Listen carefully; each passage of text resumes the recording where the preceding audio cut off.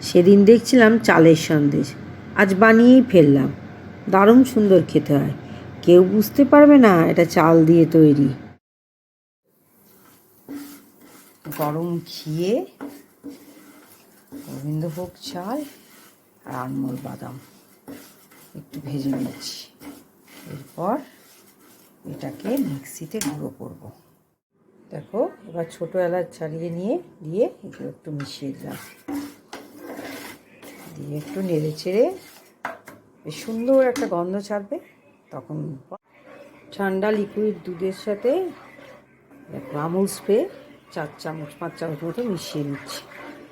ভালো করে আগে মিশিয়ে তারপর এটাকে একটু গ্যাসে বসিয়ে ঘন করব। এর মধ্যে মিশিয়ে দেবো খেজুরের গুড়। আগে ভালো করে দুধটা মিশিয়ে নিই।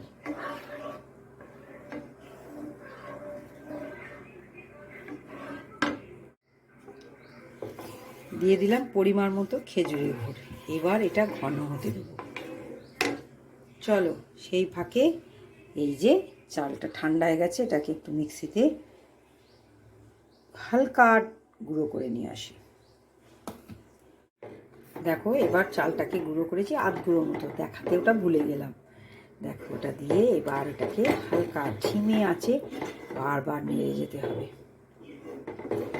একদিকেই নাড়বে। এটা যতক্ষণ না শক্ত পাকের মতো হবে, সন্দেশের মতো, ততক্ষণ নাড়তে হবে। দেখুন, এটা কিরম একটা মন্ডের মতো হয়ে গেছে। এইবার একটা প্লেটে ঘি বুলিয়ে তার মধ্যে এটাকে দিয়ে দেব। এই দেখুন বন্ধুরা, সেট করে ওপরে কাজু বাদাম গ্রেট করে দিয়ে দিয়েছি। মিষ্টিটা আমি একটু কম খাই, বা আমার বাড়িতে সবাই একটু কম খায়, তাই কম দিয়েছি। মিষ্টিটা আপনার নিজের ওপর নির্ভর করছে। প্রত্যেকটার উপরে একটা করে ছোট ছোট কিশমিশ টুকরো করে নিয়েছি, নিয়ে উপরে উপরে দিয়ে দিচ্ছি।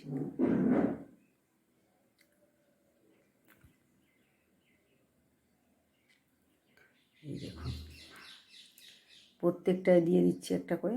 মুখে পড়বে যখন বেশ ভালোই লাগবে কিশমিশের কুচি।